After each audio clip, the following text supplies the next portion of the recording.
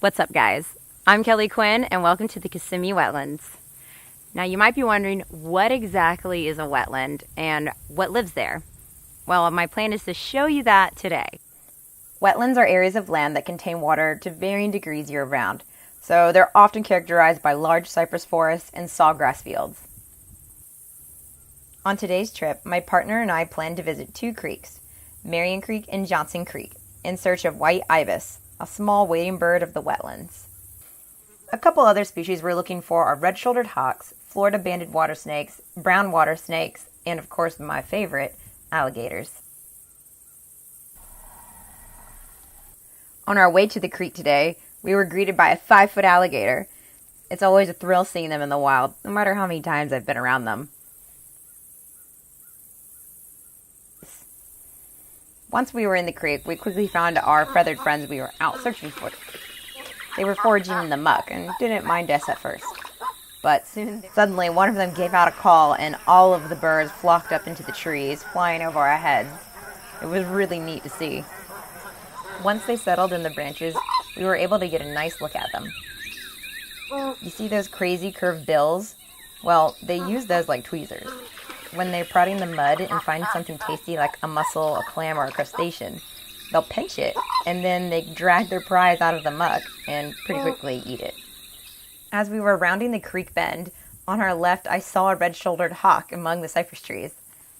These guys are my favorite raptor. They're so charismatic and are always chattering in these cypress forests. We literally almost missed him because he was so awesomely camouflaged into those trees. After a quick little spaz and fangirl moment, I got settled in, set up shop with the Canon, and started to observe him. He was definitely showing hunting behavior. And how I know that is because red-shouldered hawks will sit very quietly on low-hanging branches and survey their surrounding area for frogs, lizards, snakes, and squirrels.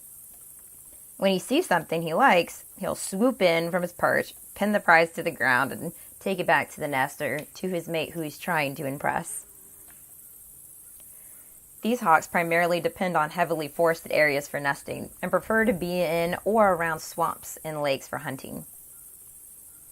Currently, red-shouldered hawks aren't endangered and are of least concern on the conservation scale, so I'm excited that I get to see these guys for a very long time. It was such an honor spending time with this lovely hawk, and I was so happy that he even allowed us to be hanging out for as long as we did. On our way out of the creek, we passed by a stumpy cypress tree that had a cavern in its side. It didn't look significant at first glance, but something was telling me to check it out. Long story short, I was happy I peeked in, because curled up in the bottom of the cavern was this brown water snake. And I'd actually never seen one up close before, and I was so excited. I knew it wasn't a venomous snake like a water moccasin because of his patterns and his head shape. While a venomous moccasin has a nearly black top line with white mask over the eyes, the brown water snake has these large blotchy patches that are darker than the rest of his coloration. Their heads are also different. A moccasin has a heart-shaped head with a slit for a pupil, while a brown water snake has an ovular-shaped head and a big round pupil. So we left him as we found him and moved on out of the creek.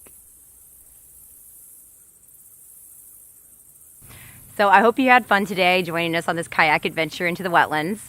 And if you have any other questions about the animals you saw or any other wildlife that you think lives out here, please leave a comment below or send me a message.